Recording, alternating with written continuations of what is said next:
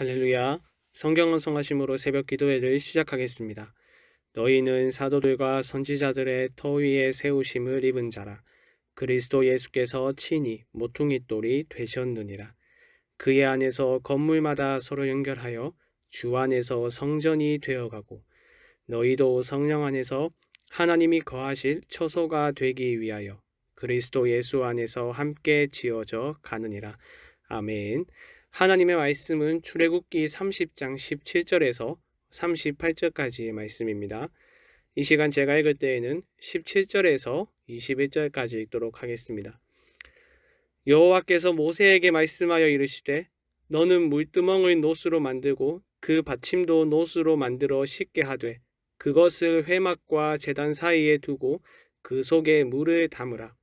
아론과 그의 아들들이 그 두멍에서 수족을 씻되 그들이 회막에 들어갈 때에 물로 씻어 죽기를 면할 것이요 제단에 가까이 가서 그 직분을 행하여 여호와 앞에 화제를 사를 때에도 그리할지니라. 이와 같이 그들이 그 수족을 씻어 죽기를 면할지니 이는 그와 그의 자손이 대대로 영원히 지킬 규례니라. 아멘. 본문은 물두멍과 거룩한 관유에 대한 말씀입니다. 물두멍이 위치하는 장소는 뜰입니다. 구체적으로는 번제단과 회막 사이에 위치했는데요. 18절 하반절의 말씀을 다시 보시죠. 그것을 회막과 제단 사이에 두고 그 속에 물을 담으라.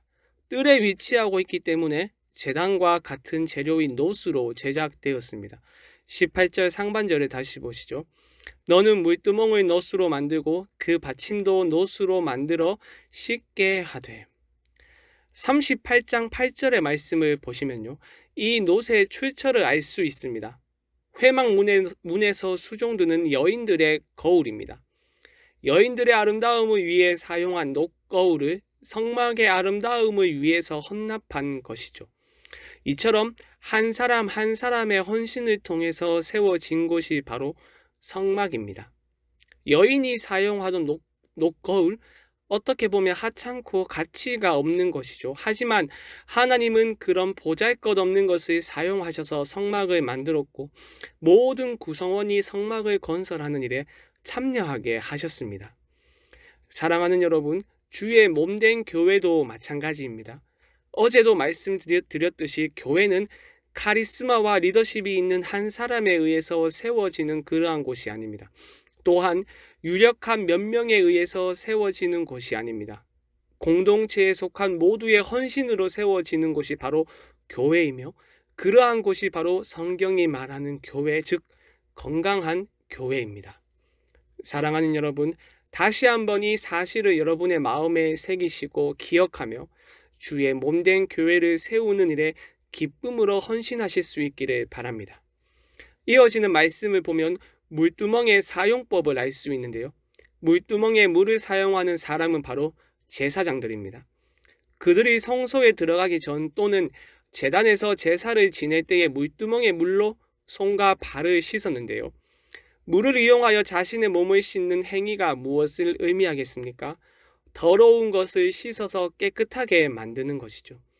왜 제사장에게만 특별한 정결을 요구하셨을까요? 이것은 제사장 가문에 속한 사람이라면 대대로 영원히 지켜야 할 규례이며 죽음을 각오하고 지켜야 하는 규례입니다. 그럼 왜 제사장에게만 이것을 명하셨을까요? 제사장만이 거룩하신 하나님께 가까이 나아가는 관계이기 때문입니다. 백성을 대신하여 거룩하신 하나님께 나아가 하나님의 얼굴을 구하는 관계이기 때문입니다. 그래서 단 하루도 부정을 허락할 수 없었습니다. 왜냐하면 거룩하신 하나님은 부정한 것을 싫어하시기 때문입니다. 사랑하는 여러분, 하나님께서는 제사장에게 요구하신 정결함과 거룩함을 우리에게도 요구하십니다. 우리는 그리스도 안에서 왕같은 제사장이라는 새로운 신분을 부여받았으며 성령의 세례로 씻음받은 존재입니다. 그리고 새로운 신분에 요구되는 것은 바로 거룩함입니다. 이전에 행했던 모든 부정한 것을 멀리하고 거룩하신 하나님을 닮아 거룩함을 추구하는 것이 바로 우리에게 요구되는 것입니다. 부정한 관계, 부정한 습관, 부정한 모든 삶을 멀리하고 거룩을 추구하는 여러분이 되길 바랍니다. 이어지는 말씀은 거룩한 관유에 대한 말씀입니다. 거룩한 관유는 향기름이라고 할 수 있는데요. 향기름 제조에는 다양한 고급 향료들이 사용됩니다.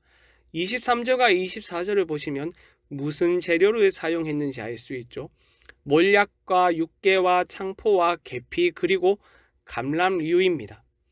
제조법에 대해서는 침묵하고 있기 때문에 알 수 없지만 학자들은 몰약과 육개와 창포 그리고 계피를 오랜 시간 함께 끓인 뒤에 3.6리터의 감람유를 부어 섞었을 것으로 추측하는데요. 상당한 양의 향기름이 만들어졌고 이 기름은 제사장들에게 발랐을 뿐만 아니라 성막에 있는 모든 기물 전체에 발랐습니다. 26절로 28절을 보시죠. 너는 그것을 회막과 증거궤에 바르고 상과 그 모든 기구이며 등잔대와 그 기구이며 분향당과 및 번제당과 그 모든 기구와 물두멍과 그 받침에 발라. 30절도 보시죠. 너는 아론과 그의 아들들에게 기름을 발라 그들을 거룩하게 하고 그들이 내게 제사장 직분을 행하게 하고. 제사장들에게 기름을 바르는 이유가 무엇입니까? 바로 거룩하게 하기 위함입니다. 성막에 위치한 모든 기물에 기름을 바르는 이유 또한 마찬가지입니다. 29절을 보시죠. 그것들을 지극히 거룩한 것으로 구별하라. 이것에 접촉하는 것은 모두 거룩하리라. 바로 거룩을 위해서 기름을 발랐습니다. 향기름과 접촉하면 거룩한 상태가 되는 것입니다. 그렇다고 이 향기름에 어떤 신비한 힘이 있어서 이것에 닿는 사람과 사물이 거룩해지는 것은 아닙니다. 지금까지 살펴보았듯이 거룩의 근원은 오직 하나님에게 있습니다. 향기름은 그저 거룩을 유발하는 매개물에 불과합니다. 하나님이 개입하지 않으신다면 그 자체로는 아무런 의미가 없고 효력이 없습니다. 사랑하는 여러분, 거룩은 소극적으로 부정한 것을 피하는 것뿐 아니라 조금 더 적극적으로 거룩의 영역을 확장하고 거룩한 관계를 추구하는 모습으로 반드시 나타납니다. 우리는 성령으로 기름 부음을 받은 존재들이죠. 따라서 우리가 추구해야 하는 것은 소극적인 거룩을 넘어서 적극적인 거룩을 추구해야 합니다. 소극적으로 혼자만의 거룩을 넘어서 적극적으로 나와 관계하는 사람들과 장소의 거룩을 추구해야 합니다. 물론 그것은 나에게 어떤 능력이 있어서가 아니겠죠.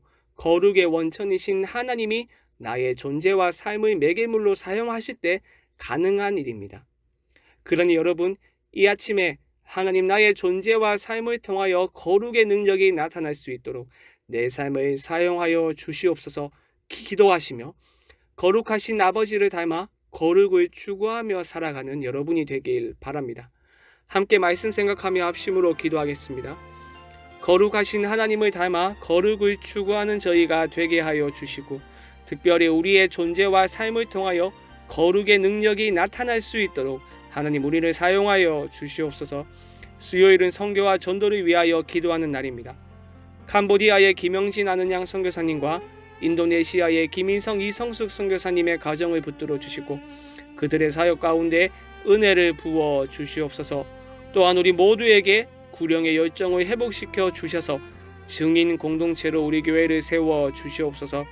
마지막으로 코로나 사태를 속히 종식시켜 주시고 이 일을 통하여 한국교회가 다시 복음으로 돌아가 복음의 능력을 회복할 수 있도록 이 땅의 교회를 붙들어 주시옵소서.